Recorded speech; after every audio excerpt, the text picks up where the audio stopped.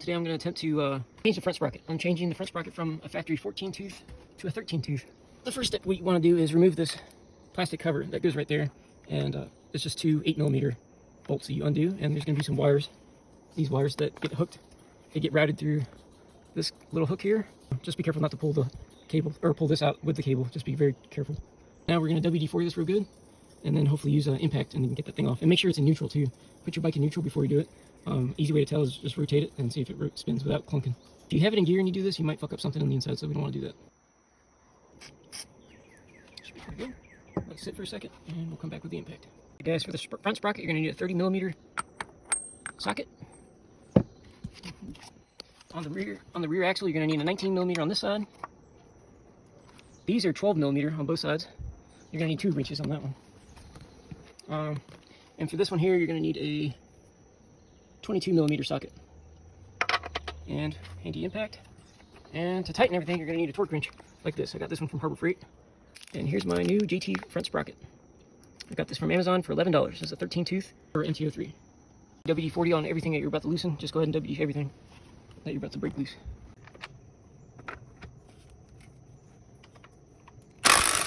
Now you can go ahead and do these guys. Break those loose next. And so you need 2 of them. And these are going to have these little rubber condom things. If you want to save those, you can. If not, throw them away. Doesn't matter. There you go. Ooh. Okay, break that loose. And I would just go ahead and spin it all the way to the very end, like that, at least the last one.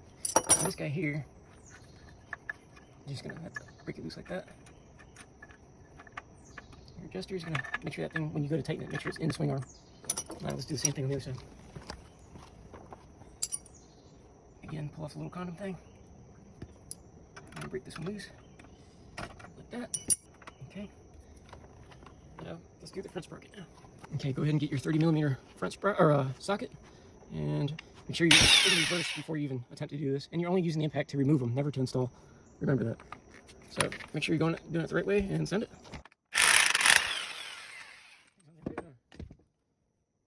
Forgot to mention one thing. When you do this, make sure you're in neutral. And go ahead and put the bike down on the ground. Take this thing back off and let the weight of the bike hold that, basically, instead of using this in first gear. You don't want to screw something up in the transmission or something. So once you get this off, unscrew this. Don't lose that. And then you can bump the rear tire. Actually, let me do that real quick. Bump it.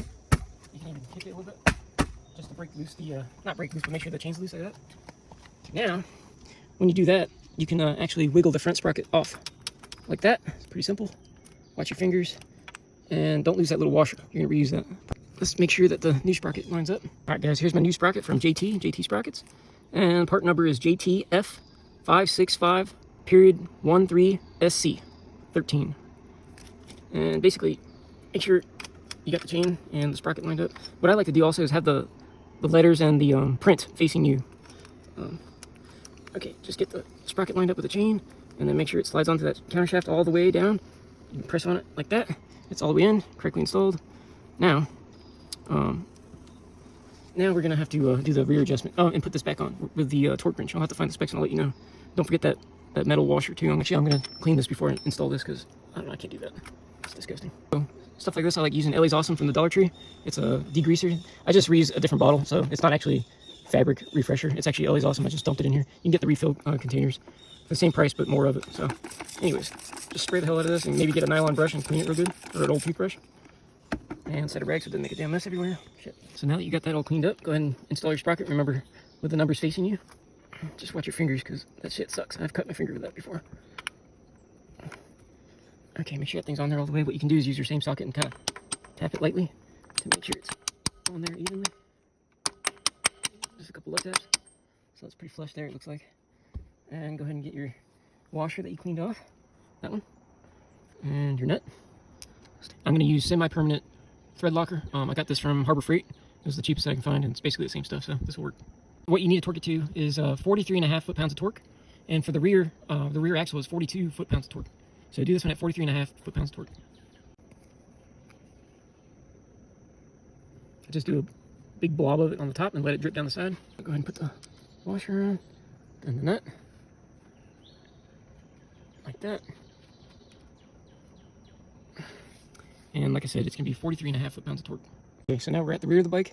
What we're gonna have to do is get rid of the slop and align the wheel left and right. So what we gotta do is, I like to make sure the bike's stable and sog it all the way back towards the rear. You know, pull it towards you like that, and then put these guys back in the correct spot. So what I like to do is grab the wheel like this and pull it towards you, towards the back, and try to get this side lined up first. I like doing the chain side first.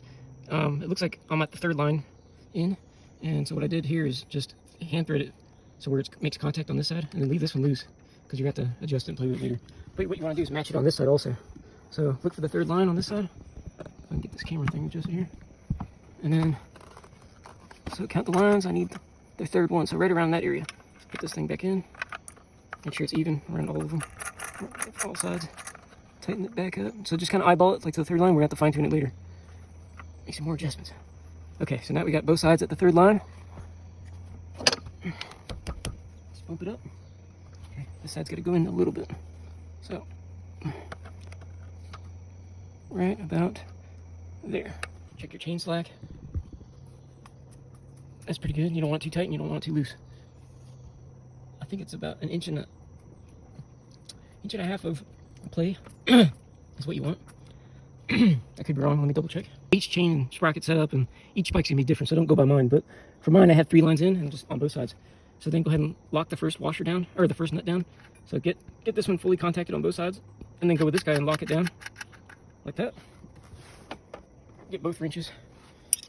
Doesn't matter which one goes where. Just make sure you hold the one steady and you lock down the other one. And I believe these are torqued at 12 foot-pounds, but I'm just gonna go by feel. Double check your work.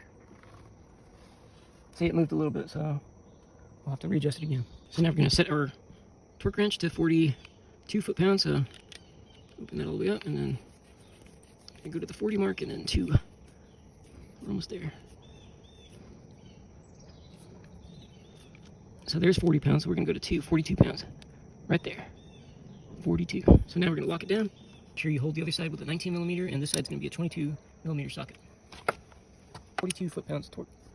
So, just go until you hear the click.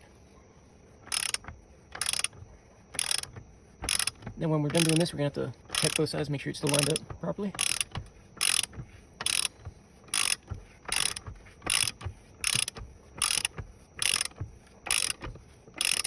And after about 100 miles or so, I would check the front sprocket and the rear axle and make sure everything's still tight.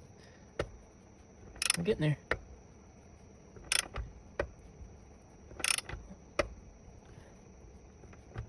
Oh, I heard the click. So that's 42. Yep, there it is. Done. So that's basically it, guys. Just make sure you're on the third line. Well, make sure both sides are the same. Third line. And this one's just a tad off, but that's good. It's on the third line. I still see the line, so that's pretty damn close.